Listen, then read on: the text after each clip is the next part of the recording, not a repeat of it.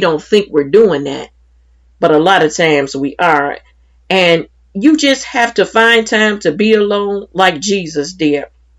He did it without any issues, and he just had to do it.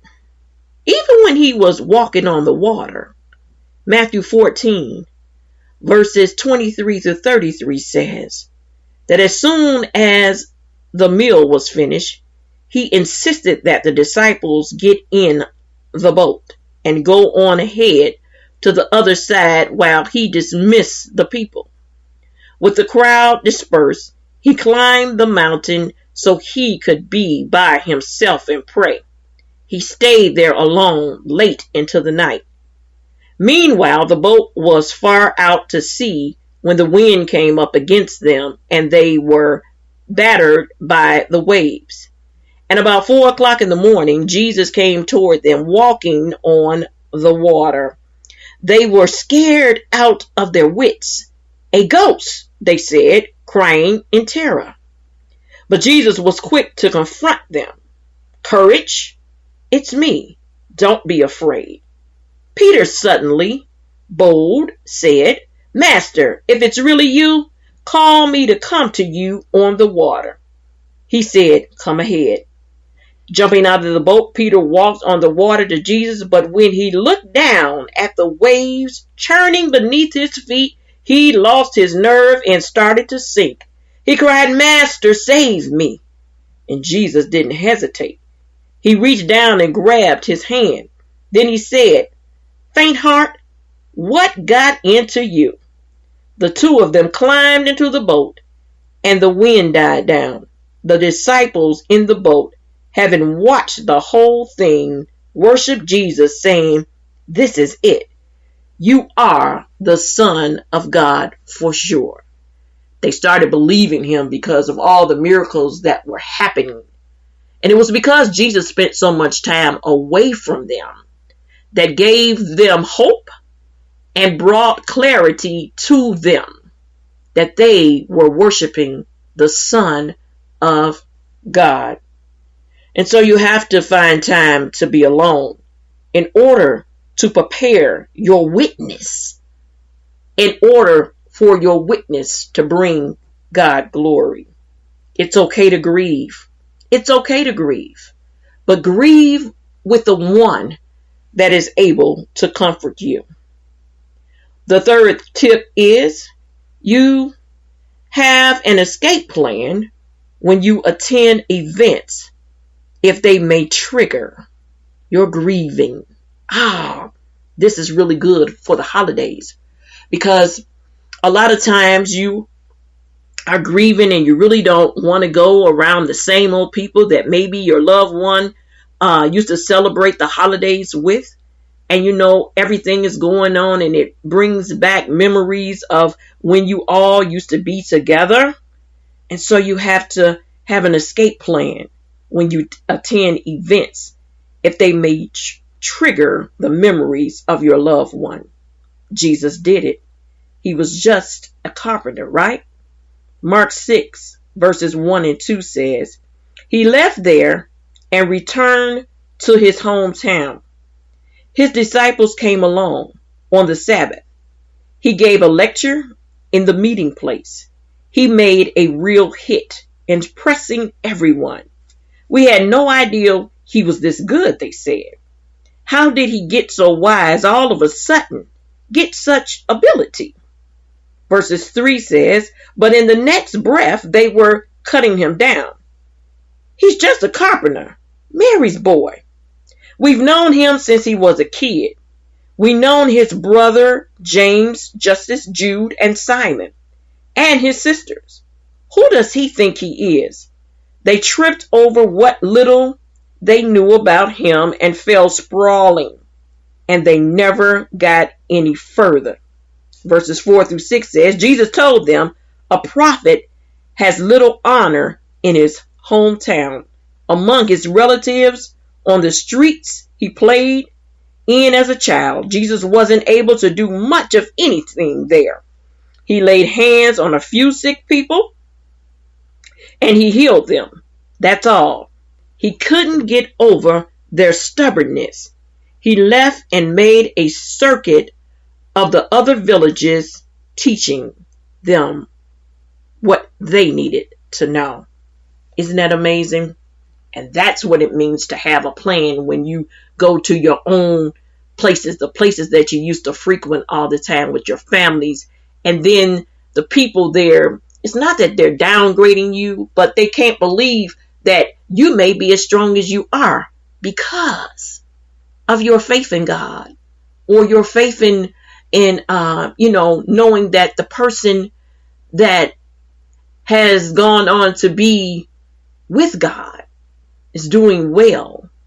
And so your grieving may look a little different to people, but it doesn't mean that you're not grieving in the inside and you're hurting. And they expect you to just bounce back and stand tall and be strong, and you can do it. And they've gone to a better place, but that doesn't mean that you still know what you have to do, what God has given you to do. Number 4, it says, don't be afraid to say no to a party invitation. I like this one because right after my mom passed, she was the last person in my family, my immediate family, that passed away. People started inviting me to come over to their house as if what I needed was at their house. No, I don't need to come to your house. I need to be around people that I can grieve with properly. Luke 14, verses 13 through 24.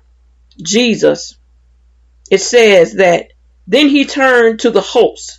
The next time you put on a dinner, don't just invite your friends and family and rich neighbors, the kind of people who will return the favor. Invite some people who never get invited out, the misfits, the wrong side of the tracks. You'll be an experience, a blessing. They won't be able to return the favor, but the favor will be returned. Oh, how will it be returned? At the resurrection of God's people. That triggered a response from one of the guests. How fortunate the one who gets to eat dinner in God's kingdom.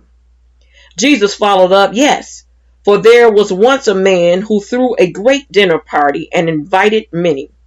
When it was time for the dinner party, he sent out his servant to the invited guests, saying, come on in, the food's on the table. And they all began to beg off, one after another, making excuses. The first said, I bought a piece of property and I need to look it over. Send my regrets. Another said, I just bought 5 teams of oxen and I really need to check them out. Send my regrets. And yet another said, I just got married and need to get home to my wife. The servant went back and told the master what had happened.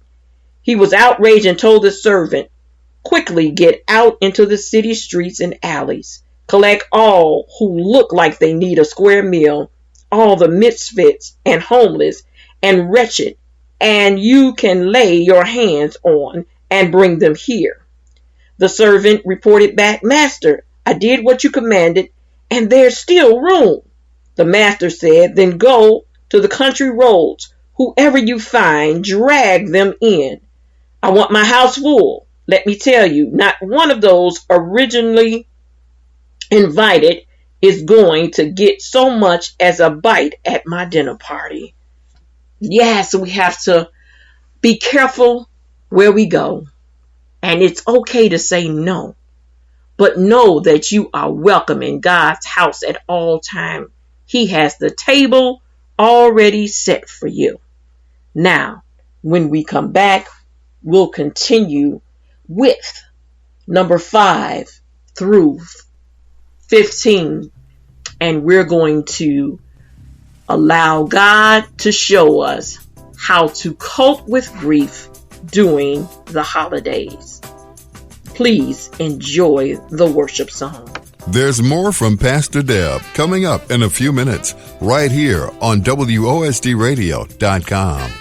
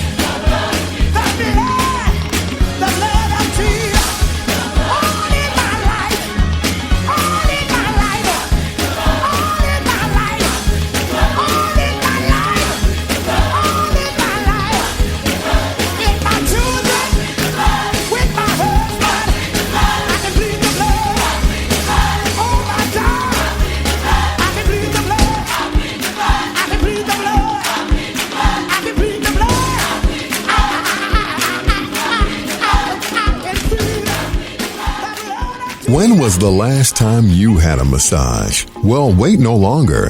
MGA Spa Therapy has the answer. Their services include aromatherapy, hot stone therapy, deep tissue massage, and body wrap massage, just to name a few. Reflexology for hands and feet is also available for men and women. Let MGA remove the pressures of the day with a massage of your life. Call MGA Spa Therapy at 708-308-2164. 708-308-2164 for rates and other services. MGA also offers prenatal massages, spa parties, and couples massages. Call now, 708-308-2164. 708-308-2164 and put your body in the hands of MGA Spa Therapy and just lay back and relax. Got a sweet tooth? Need a cake for an event? Call Ebony at Ebby Cakes. Ebony is